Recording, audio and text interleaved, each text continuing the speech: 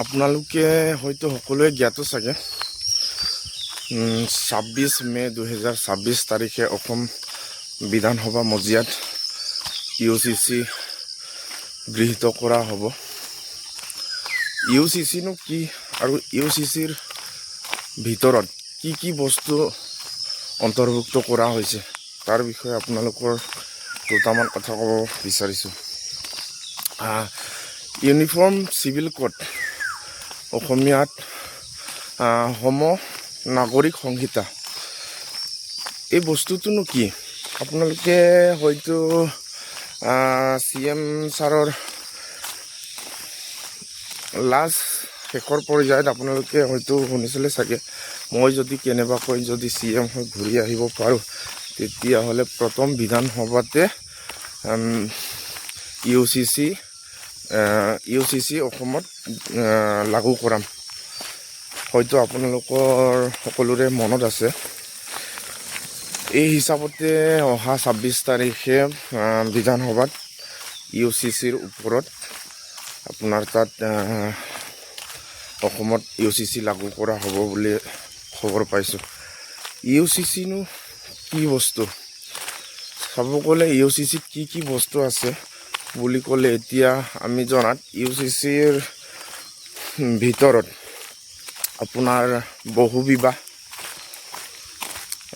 আৰু living together, উত্তৰাধিকাৰীৰ সম্পত্তিৰ বিতৰণৰ ওপৰত থাকিব আৰু আপোনাৰ বিবাহৰ ন্যূনতম বয়সৰ ওপৰতো তাত উল্লেখ থাকিব। আপোনাৰ এখন ঘৰত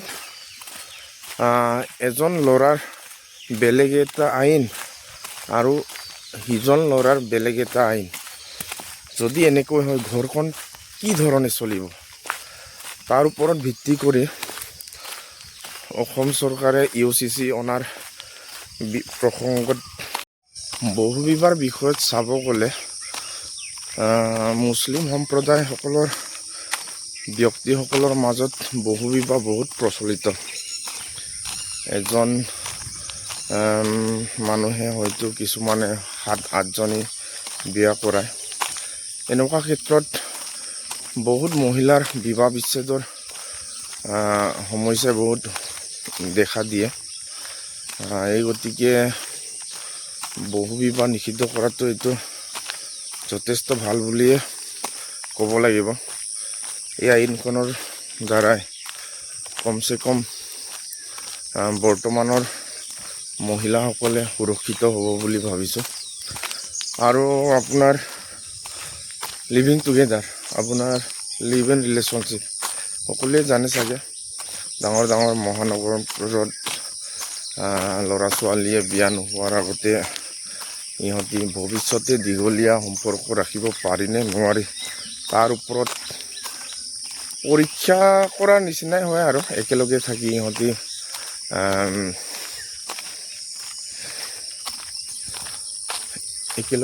ইহঁতি বসবাস কৰি থাকে বিয়া নোহোৱাৰ আগতে। আৰু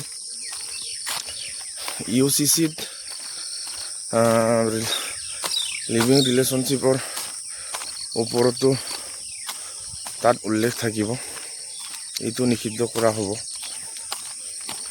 আৰু আপোনাৰ উত্তৰাধিকাৰীৰ সম্পত্তি বিতৰণৰ ক্ষেত্ৰতো থাকিব। যেনে আজিৰ যুগত ল'ৰাই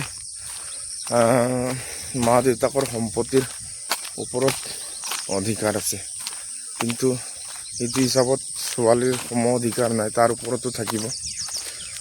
আৰু বিবাহৰ ন্যূনতম বয়স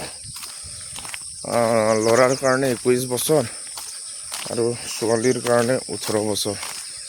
এইটো UCCৰ ভিতৰত আহিব বুলি শুনিছোঁ। অহা 26 তাৰিখে বিধেয়কখন আনিলে তাৰ ভিতৰত কি কি অন্তৰ্ভুক্ত কৰা হৈছে আপোনালোকে নিশ্চয় পাছত গম পাব।